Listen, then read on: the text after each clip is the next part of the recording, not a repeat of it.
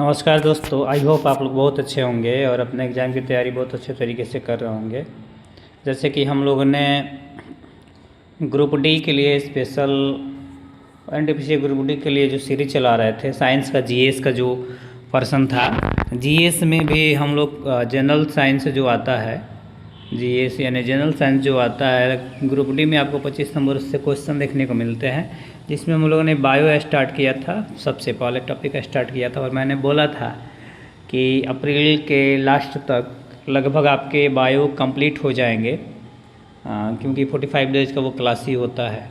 तो लगभग आपके क्लासेस ख़त्म हैं और उसका एक लास्ट चैप्टर आपका बच गया है टिश्यू, और एक सेल है, इन्वायरमेंट है। तो उसको मैं क्वेश्चन के भी मैं या एक वीडियो उसका भी मैं ला दूँगा। अब अप्रैल में बायो आपका लगभग ख़त्म हो जाएगा, देखने को मिल जाएगा। लगभग हम लोग 20 चैप्टर कंप्लीट कर चुके होंगे। तो चलिए उसी सीरीज़ को हम लोग कंटिन्यू करेंगे। जैसे आपको पता है कि हम लोग हर सीरीज़ में एक क्या करते थे, हर सीरीज़ में एक चैप्टर लेके आते थे और चैप्टर लेके आते हैं और उसी चैप्टर का MCQ प्लस PYQ 2 चीज़ें हम लोग करते हैं उसमें। तो इस चैप्टर में हम लोग आज के चैप्टर में टिश्यू देखेंगे और कोशिश करेंगे कि वन शॉर्ट वीडियो में, एक वीडियो में लगभग टिश्यू के जितने इंपॉर्टेंट पॉइंट है जो एग्जाम पे उसे इंपॉर्टेंट रहते हैं, जो आने की संभावना जहाँ से आती है, उस टॉपिक को हम लोग क्लियर कर लें। इसके बाद से इसका क्वेश्चन क्लियर कर लेंगे। तो चलिए बिना देरी करते हम क्लास को शुरू करते हैं। इसके पहले यदि आपने अगर प्रीवियस वीडियो नहीं देखे होंगे तो चैनल पर विजिट करके प्रीवियस वीडियो को आप देख लें। यूट्यूब पे सर्च करेंगे रास्ता कंपटीशन क्लासेज तो आ जाएगा। तो चलिए आइए बिना देरी करते हम लोग क्लास को शुरू करते हैं, शुरू करेंगे। और इससे पहले चैप्टर का ही नाम है, क्या है, उत्तक। चैप्टर का नाम आपका है उत्तक। इसी से स्टार्ट करेंगे। अंग्रेजी इसका टिश्यू होता है, अंग्रेजी इसका टिश्यू होता है। यदि हम लोग टिश्यू में देखें तो टिश्यू होता है और टिश्यू बनता किससे है तो आपको पता है, मैं शुरुआत से पढ़ा के लेकर आया था। सेल से बनता है आपका टिश्यू। सेल का 1 मिनट मैं आपको बताता हूँ। मैं उसमें पढ़ा के लाया था सेल, सबसे स्मॉलेस्ट यूनिट जो होता है सेल होता है। सेल से आपको बनता है टिश्यू और ग्रुप ऑफ सेल को हम लोग बोलेंगे ये ग्रुप होता है। ग्रुप ऑफ सेल को हम लोग टिश्यू बोलते हैं। टिश्यू से आपको बनता है ऑर्गन और ऑर्गन से बनता है ऑर्गन सिस्टम। ऑर्गन सिस्टम से हमारा पूरा बॉडी तैयार होता है। तो ये प्रोसेस होता है, सबसे स्मॉल यूनिट शेयर हो जाता है तब जाके हमारा होल बॉडी तैयार होता है। तो उसमें सेल से टिश्यू बनता है और हमारा पूरा बॉडी जो है किससे बना हुआ है, सेल से बना हुआ है, सेलों का समूह है। तो टिश्यू, उसमें हमारा ब्लड हो जाता है जो आपको टिश्यू में पाया जाएगा। तो सेल से टिश्यू, टिश्यू से फिर ऑर्गन, ऑर्गन से ऑर्गन सिस्टम, फिर उससे क्या होता है जाके लास्ट में ब्लड आपका बनता है। तो उसी को हम लोग टिश्यू कहते हैं। Group of cell is called tissue. A group of cell is called tissue, यानी सेल के समूह को हम लोग क्या कहते हैं, टिश्यू कहते हैं। कोशिकाओं के समूह को टिश्यू कहते हैं। और इसके अध्ययन को हम लोग क्या बोलते हैं, तो इसके अध्ययन को हम लोग हिस्टोलॉजी के नाम से जानते हैं। और कोशिकाओं के समूह को उत्तर कहते हैं, मैं बता दिया, ग्रुप ऑफ सेल। सिंपल भाषा में आप याद रखेंगे, group of cell, group of cell यानी कोशिकाओं के समूह को ही हम लोग क्या बोलते हैं, ऊतक बोलते हैं। और इसका स्टडी जिसमें हम लोग करते हैं उसको बोलते हैं हिस्टोलॉजी। उसको क्या बोलेंगे, हिस्टोलॉजी। अभी मैंने दिखा दिया कि कोशिका बनेगा, कोशिका से ऊतक बनेगा, ऊतक से अंग, अंग से अंग तंत्र, तंत्र से जीव। यानी सबसे पहले तो सेल मैं अभी बताया उसको, सेल बनेगा। सेल के बाद से फिर आपका ऑर्गेनिज्म, सेल के बाद से टिश्यू, टिश्यू के बाद से ऑर्गेन, ऑर्गेन के बाद से ऑर्गन सिस्टम, ऑर्गन सिस्टम के बाद से ऑर्गेनिज्म बनता है। तो सेल समझ गए। पौधे में अधिकांश ऊतक सहायक होते हैं जो उन्हें संरचनात्मक मजबूती प्रदान करते हैं। अब सेल का अगर कार्य पूछ दिया जाए कि कार्य क्या है, तो ये पौधे में सबसे ज़्यादा पाए जाएंगे और ये क्या करेंगे, मजबूती प्रदान करेंगे। मजबूती भी कैसा प्रदान करेंगे, तो स्ट्रक्चरल का मतलब संरचनात्मक मतलब उसके संरचना जो बनाते हैं वैसे उसमें ही क्या करेंगे, काफ़ी ज़्यादा ये मदद करेंगे, आपको मदद करने में मजबूती प्रदान करते हैं। तो सेल का पहला काम ये है। और दूसरा काम अगर देखें तो ये ऊतक क्या होते हैं, अगर इसमें देखा जाए तो ये डेड सेल होते हैं। पौधे में जो भी पौधे में जो भी टिश्यू पाया जाता है वो कैसा पाया जाएगा, तो वो पाया जाएगा आपको डेड। पौधे में जो पाया जाएगा वो डेड होता है, क्योंकि मृत कोशिकाएं जीवित कोशिकाओं की तरह ही आसानी से यांत्रिक शक्ति प्रदान करती है, उन्हें कम रख रखाव की आवश्यकता होती है। अब ये क्या करते हैं, पौधे में अगर देखा जाए तो मृत तो होते हैं लेकिन वो जीवित में परिवर्तित हो जाते हैं, क्योंकि मृत कोशिकाएं ही जीवित कोशिकाओं की तरह आसानी से क्या करती है, यांत्रिक सहायता प्रदान करती है। डेड होता है कैम्बियम जैसे हो गया, तो डेड सेल होते हुए भी क्या करता है, मदद करता है, उसको यांत्रिक सहायता प्रदान करता है, यानी वो जीवित की तरह ही कार्य कर रहा है। तो इसलिए इसमें कम रख रखाव की ज़रूरत पड़ती है, लेकिन होते डेड हैं, लेकिन उनको अगर जीवित कोशिकाओं की तरह ही वो आसानी से क्या करेंगे, यांत्रिक शक्ति प्रदान करते हैं। तो ये पौधे से रिलेटेड था। अब होता है जंतु ऊतक। एक होता है आपको जंतु ऊतक। तो जंतु ऊतक किसको बोलेंगे, नाम से ही पता चल रहा है, जिसमें हम लोग जीव जंतु का अध्ययन करेंगे, या जो ऊतक जंतुओं में पाया जाता है उसको हम लोग जंतु ऊतक कहते हैं। पहले हम लोग एनिमल टिश्यू ही पढ़ेंगे, क्योंकि इम्पोर्टेंट है, यहाँ से क्वेश्चन आता है। उसके बाद से दिन में पादप ऊतक पढ़ाएंगे, चूँकि पादप ऊतक का पार्ट जो है ना वो काफ़ी ज़्यादा लंबा है। तो इस वीडियो में हम लोग एनिमल टिश्यू करेंगे, और अगले वीडियो में हम लोग क्या करेंगे, हो सकता है मैं भी, क्योंकि एक वीडियो में अगर मैंने कोशिश की कि समझा पाऊँ तो पॉसिबल कम है, फिर भी मैं ट्राई करता हूँ। तो इस वीडियो में हम लोग एनिमल टिश्यू के बारे में पढ़ने का प्रयास करेंगे। कोशिश करूँगा कि मैं दोनों ही प्लांट टिश्यू और एनिमल टिश्यू दोनों ही एक बार में डिफ़ाइन कर दूँ। 1 घंटा का वीडियो होगा, उसमें मैं डिफ़ाइन कर दूँ। तो आई होप ये क्लियर होगा आपको। आइए देखते हैं। अब एनिमल टिश्यू में बताया कि जो एनिमल में पाया जाएगा उसको एनिमल टिश्यू पाए जाएंगे, यानी वैसा ऊतक जो जंतुओं में पाया जाता है, ऐसा नहीं कि एनिमल में पाया जाएगा, वैसा ऊतक जो जंतु में पाया जाता है उसी को हम लोग क्या बोलते हैं, एनिमल टिश्यू बोलते हैं, जंतु ऊतक बोलते हैं। अगर बात करें हम इसके प्रकार की, तो इसको हम लोग 4 पार्ट में बांटते हैं, एपिथेलियल टिश्यू में, मस्कुलर टिश्यू में, कनेक्टिव टिश्यू में और नर्व टिश्यू में। 4 तरह से, उपकला ऊतक, पेशी ऊतक, संयोजी ऊतक और तंत्रिका ऊतक। कितने तरीके से हम लोग इसको बांट सकते हैं, तो 4 तरीके से, उपकला, एपिथेलियल, मस्कुलर, कनेक्टिव और न्यूक्लियर। 4 चीज़ों में इसको हम लोग बांट सकते हैं। यानी जंतु ऊतक का उसमें क्रम पूछ देता है कि कौन सा प्रकार है और कितने प्रकार के होते हैं, तो जंतु ऊतक 4 प्रकार के होते हैं। यदि केवल ऊतक पूछता है कि ऊतक कितने प्रकार के होते हैं, तब हम दिखाएंगे कि ऊतक जो होते हैं केवल वो कितने तरह के होते हैं। तो ऊतक की केवल बात करेंगे हम, तो ऊतक हमको देखने को मिल जाएगा कितना, केवल ऊतक की अगर बात करेंगे तो ऊतक हमको देखने को मिल जाएगा आपको लगभग 4 तरह के। कौन से ऊतक, तो जंतु ऊतक। केवल ऊतक पूछेगा तो केवल ऊतक अगर पूछा तो ऊतक में केवल क्या बताएंगे कि ये 2 तरह के होते हैं। कौन कौन, पादप ऊतक और जंतु ऊतक। जिसमें हम लोग किस चीज़ को पढ़ रहे हैं अभी, तो हम लोग जंतु ऊतक को पढ़ रहे हैं अभी। तो आई होप क्लियर हुआ होगा ये। आइए आगे देखते हैं।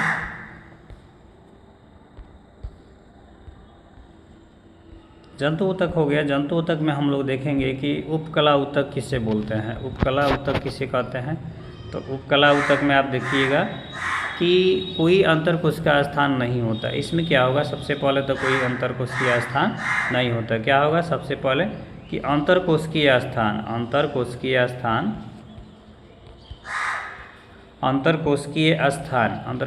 स्थान जो है वो नहीं पाया जाता है। मतलब जगह जो होगा वो बिल्कुल ही खाली होगा। अंतरकोशिकीय स्थान इसमें नहीं पाया जाएगा। दिख रहा है मुझे आप, अंतरकोशिकीय स्थान इसमें बिल्कुल नहीं पाया जाता है। और अधिकांश भाग में जो देखेंगे ना, तो वो आवरण से, वो क्या होता है, आवरण से, अधिकांश भाग जो है आवरण से घिरा होता है।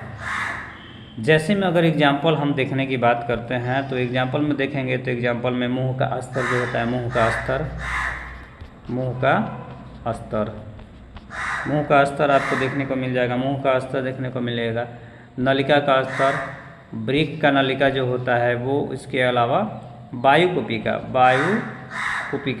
कुपिका भी आपको देखने को मिलता है। तो 4 चीज़ें आपको देखने को मिला। कौन कौन, एक तो त्वचा, मुंह का अस्तर, रक्त नलिका का अस्तर, वायु कुपिका, इसके अलावा ब्रिक नलिका। कितने तरह की चीज़ देखने को मिले आपको, 4 तरह की चीज़ देखने को मिले त्वचा, मुंह का अस्तर, रक्त नलिका, उसके बाद से वायुकुपिका, इसके बाद से वृक्क नलिका। कितने तरह की चीज़ देखने को मिले आपको?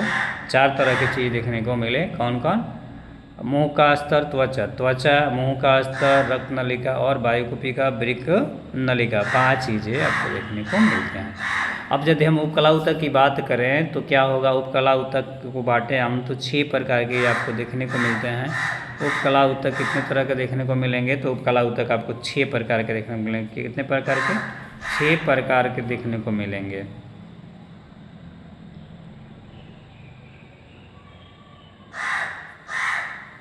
उपकला ऊतक आपको कितने प्रकार के देखने को मिलते हैं? तो उपकला ऊतक की बात करें तो ये 6 प्रकार के होते हैं।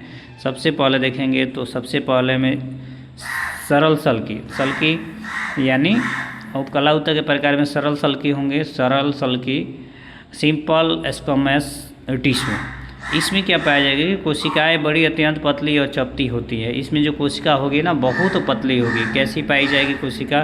तो कोशिका जो पाई जाएगी वो बहुत ही पतली पाई जाएगी। कोशिका जो पाई जाएगी बहुत ही पतली पाई जाएगी और चपटी होगी। कैसी? उसकी रचना जो होगी वो चपटी पाई जाएगी। रचना कैसी पाई जाएगी? तो उसकी रचना जो होगी चपटी पाई जाएगी। और अगर भोजन नली की बात करें तो भोजन नली की परत का अस्तर जो होता है, इसमें अस्तर वो क्या होगा? एक मिनट, सॉरी। भोजन नली, मुंह की अस्तर, रक्त वाहिका अस्तर, फेफड़ों की एपिथेलियम अस्तर, ये सब क्या हो जाएंगे? नेफ्रॉन, बोमेन कैप्सूल की परत, ये सब क्या हो जाते हैं? सब हमको किस में देखने को मिलते हैं? तो सिंपल एकाउपेस में देखने को मिलते हैं। यानी सिंपल समझ लीजिए कि ये बहुत पतली होती है और चपटी होती है। और भोजन का नली इसमें जो होगा ना, भोजन नली की जो परत होती है वो एग्जाम्पल में आ जाता है। मुंह का अस्तर जो होता है वो आ जाता है। रक्त वाहिका का अस्तर, फेफड़े की एल्यूवेली अस्तर आ जाता है।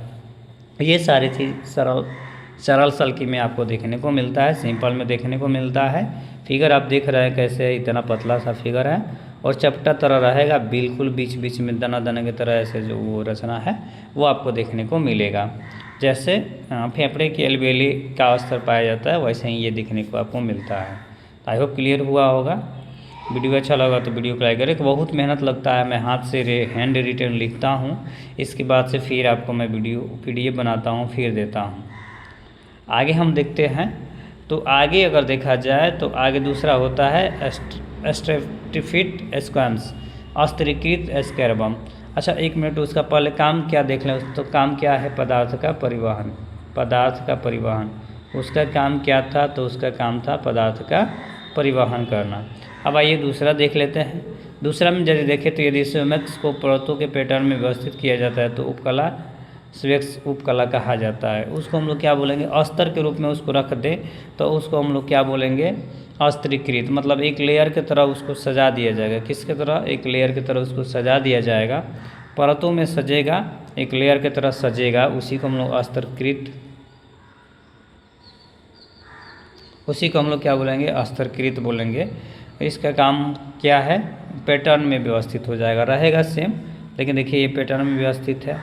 मतलब सजा के जैसे डिब्बा में हम सारी चीज़ें रखते हैं उसी तरह से इसको सजा के रखे हुए हैं।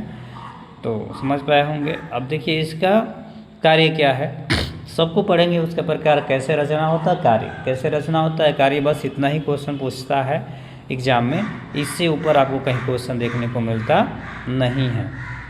मैं जो क्वेश्चन लेके आता हूँ अपने एक्सपीरियंस बेसिस पे लेके आता हूँ और वही क्वेश्चन टच करता हूँ या वही टॉपिक में वही बातें मैं समझाता हूँ। समझने को तो उत्तर का क्लास से 4 घंटा हो जाएगा। और ऑफलाइन में यदि पढ़ा जाए इसको तो ऑफलाइन में देखिएगा तो लगभग 1 हफ्ता का क्लासेज है उत्तर, ठीक है।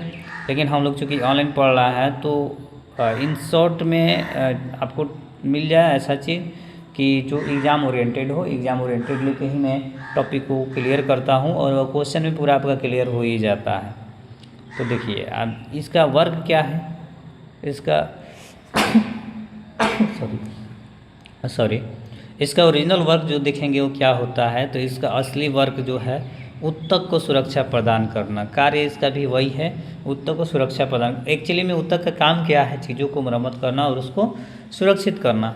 तो इसका भी काम वही होता है। ये अंतर्निहित, इसके अंदर जो निहित चीज़ें होती हैं ऊतक, उसको क्या करता है, सुरक्षा ये प्रदान कर देता है।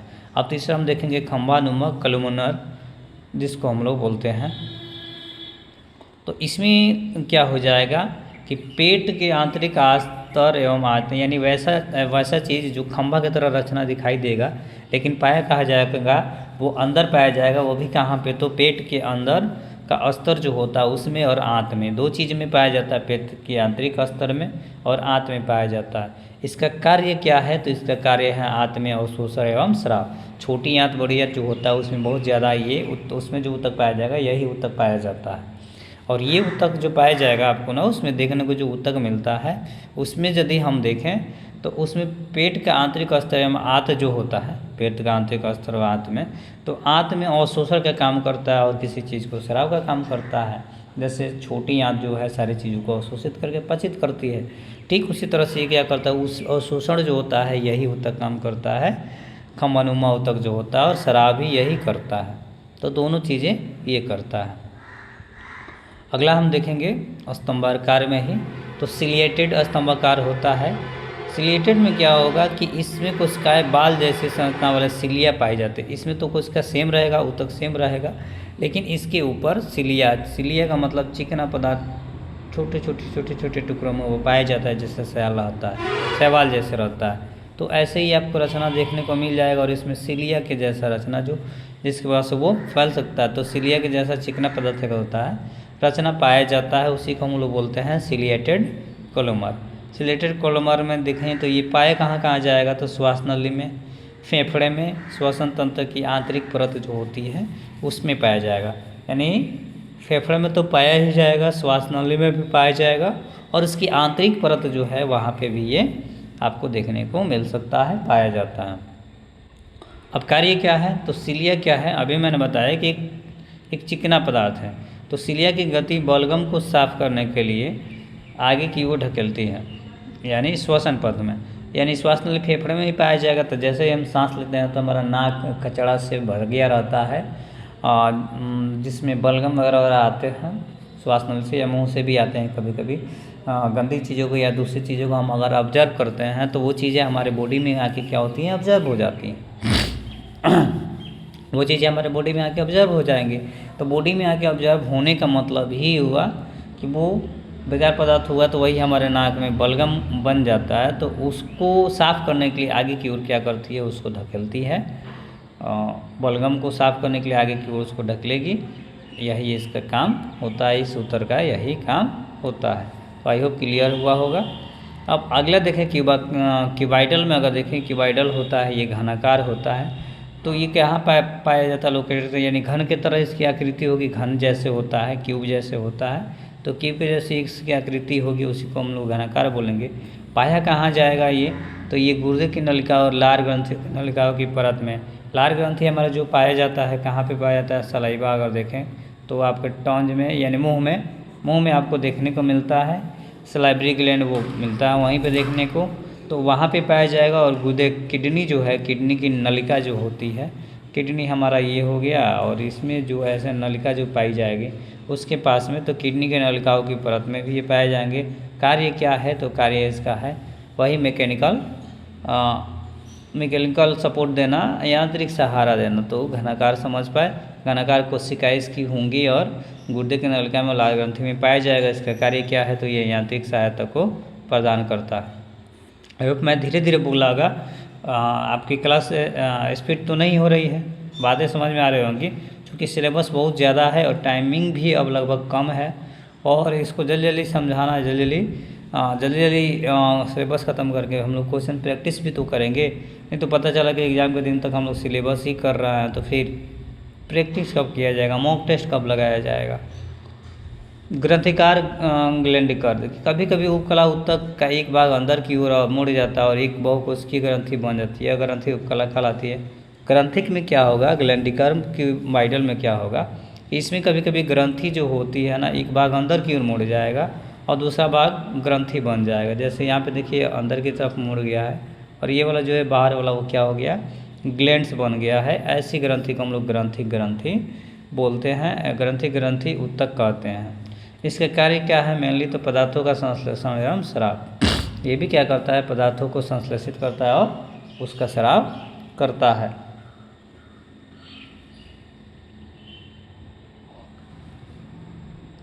आई होप क्लियर हुआ होगा। अगला हम देखें तो अगला है संयोजी ऊतक। देखिए वो खत्म हो चुका है। अब अगला हम ऊतक ले पढ़ते हैं, कनेक्टिव टिश्यू। एपिथेलियम आपका खत्म हुआ, एपिथेलियम ऊतक आपका खत्म हुआ। वो लगभग आपके 5 तरह का उसका रचना जो था 6 तरह का, वो मैंने बता दिया।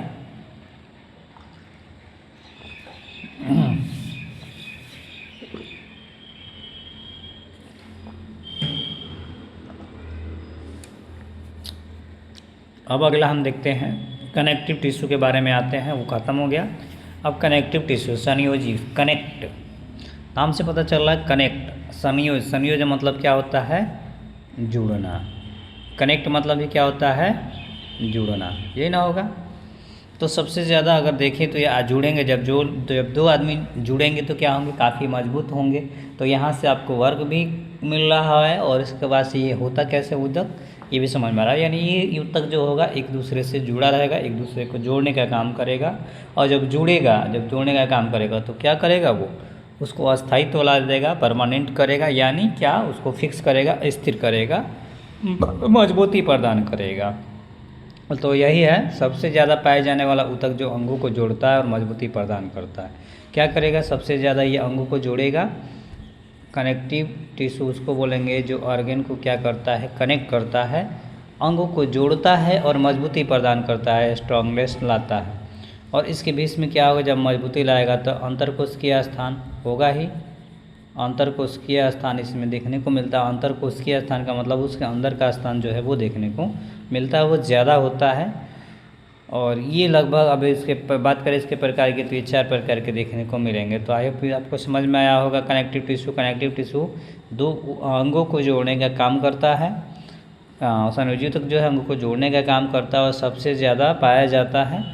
और मजबूती भी क्या करता है? जब जुड़ेगा तो मजबूती प्रदान करता है। और इसके बीच में मजबूती प्रदान करने की वजह से इसके बीच में बहुत ज़्यादा अंतरकोशिकीय स्थान, बहुत ज़्यादा अंतरकोशिकीय स्थान आपको देखने को मिल जाते हैं। अब आइए इसके प्रकार को देखते हैं। जब बात किया जाए इसके प्रकार का तो ये 4 प्रकार के होते हैं। 4 प्रकार में सबसे पहले अगर देखें हम तो कार्टिलेज आपको देखने को मिलेगा। कार्टिलेज जिसको हम क्या कहते हैं? उपस्थिति कहते हैं, उपस्थिति करते हैं, कार्टिलेज देखने को मिलेगा। इसके बाद से आपको एडिपोज देखने को मिलेगा, वसा ऊतक। उसके बाद से आपको ब्लड देखने को मिलेगा। उसके बाद से बोन्स देखने को मिलेगा, हड्डी देखने को मिलेगा। तो कितने तरह के ये आपको देखने को मिले? 4 तरह के देखने को मिलेंगे। पहला तो कार्टिलेज, कार्टिलेज देखने को मिलेगा। इसके बाद से आपको एडिपोज टिश्यू, एडिपोज टिश्यू। इसके बाद से आपको ब्लड, ब्लड भी क्या आ जाएगा? इसी में आ जाएगा। ब्लड भी क्या है? एक संयोजी ऊतक है, तरल संयोजी ऊतक है, ब्लड आ जाएगा। और इसके बाद से एक और चीज़ आ जाएगा लास्ट में, सबसे चीज़ मैं क्या बताया? हड्डियाँ। सब खत्म हो गया तो फिर आपको क्या बच जाते हैं? वो हैं बोन्स। तो 4 तरह की इसमें चीज़ें पाई जाएंगी। तो आइए सबसे पहला चीज़ें जानते हैं हम लोग। पहला क्या था? पहला था आपका कार्टिलेज, उपस्थिति। उपस्थिति, उप मतलब दूसरा पता ही है। तो ये क्या होता है? वैसा अस्थि, जो वैसा अस्थि होती है जो उप होती है, यानी हड्डियों के अंदर पाया जाएगा, उसको उपस्थिति ऊतक हम लोग बोलेंगे। कार्टिलेज उसको कहा जाता है।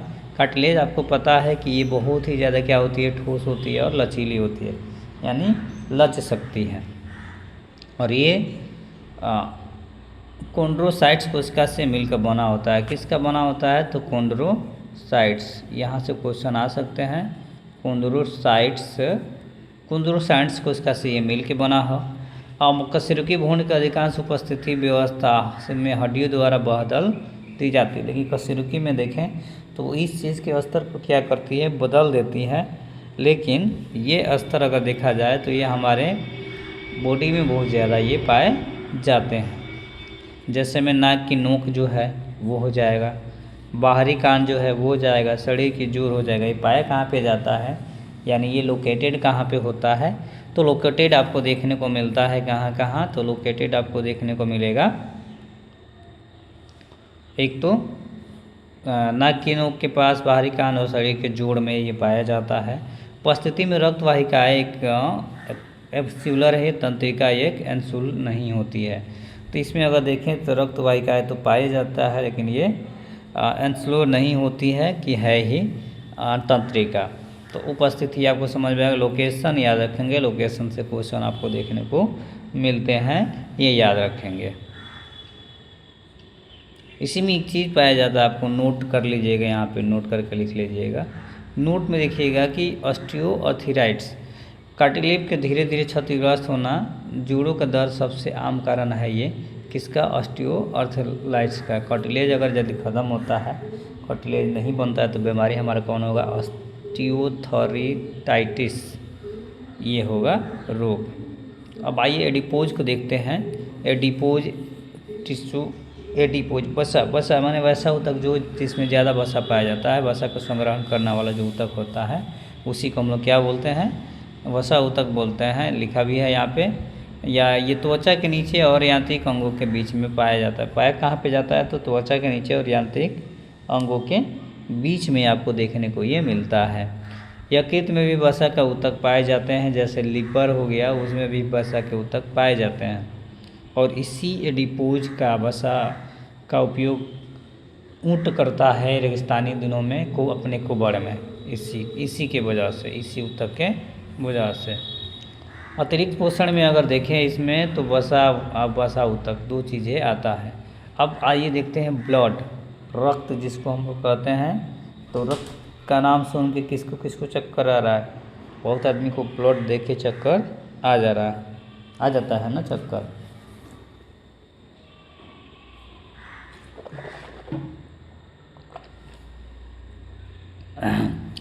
तो यही इसमें अगर देखें हम तो अतिरिक्त पोषण वसा ऊतक इसमें पाया जाता है। अब आते हैं ब्लड। हालांकि ब्लड चैप्टर में पूरा कंप्लीट करवा दिया हूँ, तो केवल इसमें थोड़ा सा हम लोग पढ़ेंगे, क्योंकि ब्लड का एक स्पेशल टॉपिक मैं लेके आया था, वो वीडियो में ऑलरेडी करा चुका हूँ। उसके RH फैक्टर, ब्लड ग्रुप कौन दिया था, कब आया था, कौन किसको दे सकता है, कौन किसको ले सकता है, और ब्लड की कमी से कौन कौन रोग हो सकते हैं, WBC RBC के दिन कितने होते हैं, कितने दिन जीवित रहते हैं, कहाँ बनते हैं, सारी चीज़ों को मैंने ब्लड टॉपिक में पढ़ा दिया। आप वहाँ से जाके देख सकते हैं। तो यहाँ थोड़ा थोड़ा चीज़ें मैं बता देता हूँ, क्योंकि ऊतक में है ये, क्योंकि ब्लड हमारा जो होता है ये भी कनेक्टिव टिश्यू होता है, इस वजह से इसमें थोड़ा सा इस टॉपिक को हमें डील करना पड़ रहा है। हालांकि आप सेपरेट वीडियो इसका जाके देख सकते हैं, सेपरेट वीडियो इसका यूट्यूब पर अपलोड है। ब्लड को बात करें तो ब्लड क्या है? एक संयोजी ऊतक है और द्रव्य संयोजी, लिक्विड के रूप में ये पाया जाएगा, लिक्विड रूप में पाया जाता है। और क्या होता है? कनेक्टिव टिश्यू होता है। तो मैंने तो ये उसमें पढ़ा चुका हूँ, उसमें जाकर देख लीजिएगा। तो ब्लड जो होता है कनेक्टिव टिश्यू होता है और संयोजी ऊतक होता है, और प्लाज्मा RBC WBC और प्लेटलेट्स का बना होता है। अगर बात करें बनने की तो किसे किसे बनता है? RBC WBC platelets.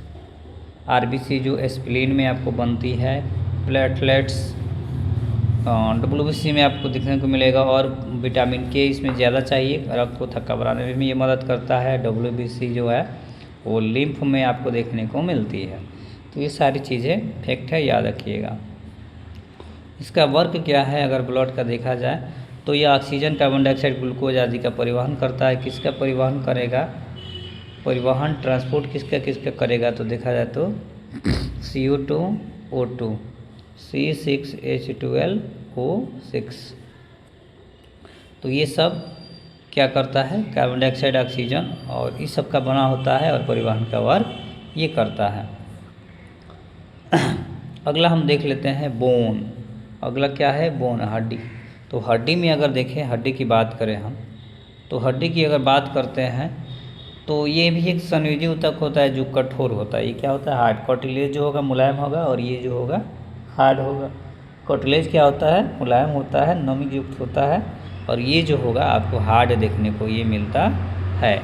तो हड्डी संयोजी ऊतक का प्रकार एवं कठोर ऊतक है। इसमें लचीलापन नहीं होता है, इसमें लचीलापन नहीं होगा, उसमें लचीलापन होता है, इसमें लचीलापन नहीं होता है। इनमें कैल्शियम और कोलेजन पाए जाते हैं, ये इंपॉर्टेंट है, VVI कर लीजिएगा, यहाँ से क्वेश्चन आते हैं।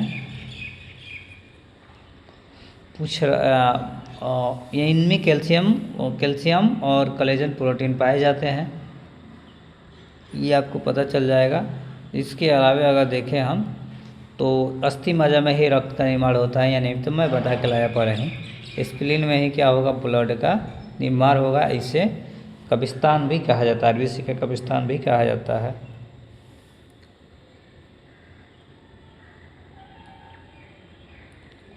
बात करते हैं आगे, तो अस्थि मज्जा में ही क्या होगा, रक्त का निर्माण होगा, ये तो आपको पता है। इसके अलावा रुधिर को छोड़कर सभी संयोजी तक में कोलेजन और एलास्टिन का स्राव होता है। यानी अगर बात करें ब्लड की, ब्लड को छोड़ दे तो सब में एलास्टिन और कोलेजन पाया जाएगा, सब में पाया जाएगा।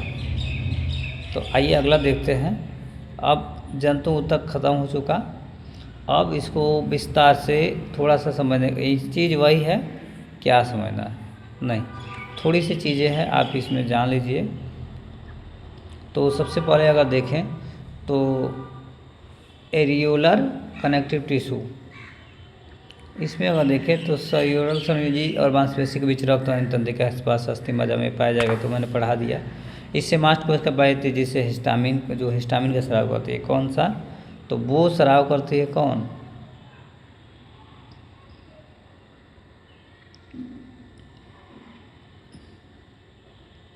जो हिस्टामिन का स्राव करती है। हिस्टामिन का संबंध एलर्जी से है। यह अंगों के अंदर की जगह को भरता है और आंतरिक अंगों को सहारा देता है और ऊतकों की मरम्मत करने में मदद करता है। यानी ये काफ़ी इम्पोर्टेंट है अगर देखा जाए तो, ठीक है। लिगामेंट या स्नायुवाद में देखें तो ये क्या करेगा, हड्डी से दूसरे हड्डी को ये जोड़ता है। तो आइए अगला देखते हैं। अब लिगामेंट की बात करेंगे तो लिगामेंट क्या करेगा, हड्डी से हड्डी को वो जोड़ेगा, हड्डी को दूसरी हड्डी से जोड़ता है, मैंने बता दिया, तो ये क्लियर हुआ। आगे अब देखिए, ये ख़त्म हो चुका और थोड़ा सा है नीचे आपको देखने को मिलेगा। 1 मिनट हो गया।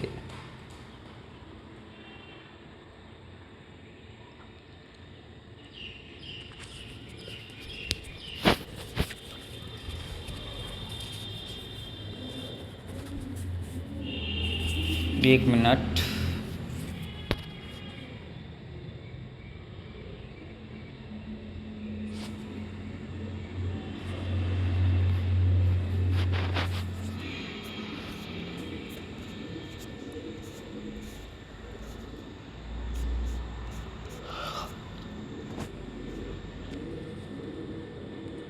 तो इनमें कैल्शियम, लवण और कोलेजन ही प्रोटीन प्राप्त होते हैं और अस्थि मज्जा में रक्त का निर्माण होता है। रुधिर को छोड़कर सभी संयोजी ऊतकों में कोलेजन और एलास्टिन का स्रावन होना चाहिए, इसलिए इन्होंने क्या किया, उसे छोड़ के चला गया।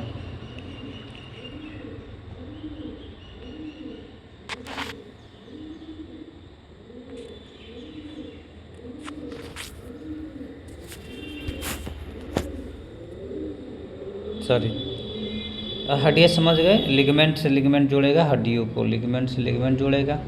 अब आइए हम लोग थोड़ा सा ये समझ पाए, हड्डी को हड्डी से जुड़ता है। अब आइए हम लोग थोड़ा सा क्या करेंगे, पादप ऊतक को हम लोग अगले वीडियो में देखने का प्रयास करेंगे, क्योंकि वीडियो लंबा हो जाएगा।